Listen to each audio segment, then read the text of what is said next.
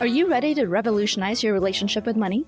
Welcome to the Finding Financial Freedom podcast with the Frugal Physician, where I, Dr. Disha Spath, will be your companion on this exciting adventure.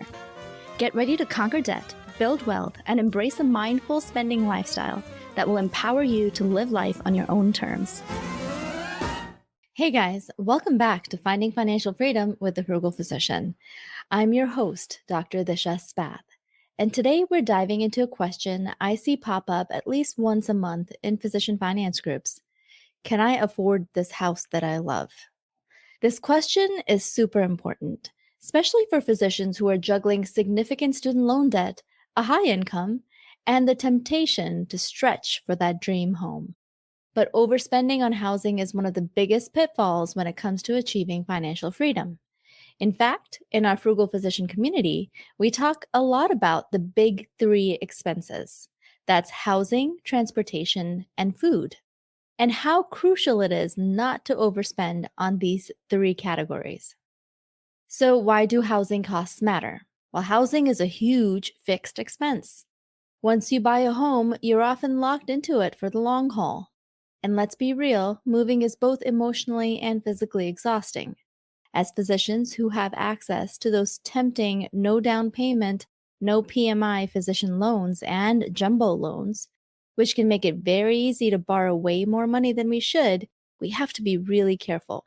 We could easily end up house poor, where all your income is going to your home and you're left with very little wiggle room for anything else, including retirement savings and emergency funds, and vacations. So how do we avoid this? How do we figure out how much house we can realistically afford without feeling financially strapped? Let's dive into a case study. I'm going to mask the name here. It's going to be the Smith family. So let's look at the Smith family's financial situation. Dr. Smith is a 40-year-old physician, and his spouse doesn't work outside the home.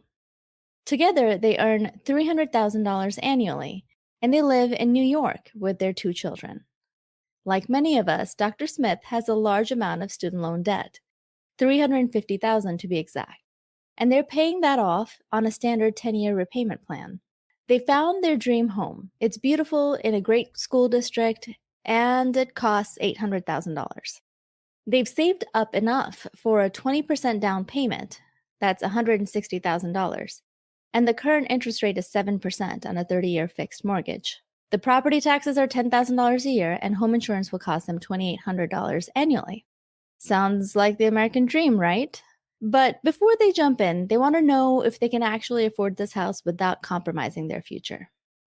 So there are two key ratios you need to know when you're looking at how much house you can buy. There are two key financial ratios that lenders use to determine how much home you can afford. The first one is housing ratio 1. This measures your housing costs in relation to your gross income.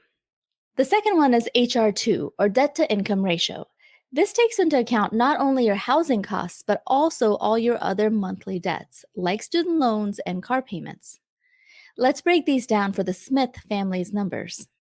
So housing ratio 1, the general rule is that your housing costs, which include your mortgage principal, interest, property taxes, and insurance, should not exceed 28% of your gross monthly income. So let's calculate Smith family's HR1. Their gross monthly income is $300,000 divided by 12, which gives us $25,000 per month. Their estimated monthly mortgage payment would be about $4,258 of principal and interest, adding property taxes of $833 per month and home insurance of $233 a month. Their total monthly housing cost, or PITI, is $5,325. So their HR1 is $5,325 over $25,000, just their gross income, or 21%. So since 21% is less than 28%, this looks pretty good, right? By this metric, they're in the clear. Now let's look at the debt to income ratio, or HR2. Because HR1 doesn't tell the full story, especially for physicians with hefty student loans. That's where the debt to income ratio, or HR2, comes in. It takes into account all of your debt payments, not just housing. This gives us a more realistic picture of whether they can afford this home. Let's add up their monthly debts. Their student loan payment is $3,886. Their car payment is $750, and the second car payment is $600. Their total debt, including the housing costs of $5,325, is $10,561 per month. So their HR2 would be $10,561 over $25,000, or 42%. Whoa, now we're in trouble. The recommended amount of debt-to-income ratio is 36% or less, and they're at 42%. And all those payments really add up, and suddenly the dream home starts to feel like a financial strain. Let's look at what their cash flow would look like in reality, factoring in taxes and deductions. With a gross monthly income of $25,000 after federal and state taxes, Social Security, Medicare, and their 401k contributions, their take-home pay would actually be $16,435. Here's how their monthly budget would break down. Living expenses like groceries, utilities, and other things that they need to live would be around $5,000, childcare $2,000 a month, student loan payments $3,886, car payments $1,350, housing costs $5,325, and that all adds up to total monthly expenses of $17,561. That's right. They would actually be spending more that they bring home each month. There would be no money left for discretionary spending, and they'd be dipping into their savings every month to cover their bills. This isn't a sustainable situation. Another common rule of thumb is that your mortgage should be no more than 2 times your annual income. In this case, that would be $600,000 for this family that earns $300,000. Which is pretty close to the $660,000 the Smith family is planning to borrow after their down payment. But with their high debt payments, even that feels like a stretch. The Smith family would be much better off renting for a while longer and using their saved cash to pay off their car loans and maybe even chip away at their student loans. This way, they can reduce their monthly obligations, save up more for a down payment, and buy a home without compromising their financial security. So how much house can the Smith family afford?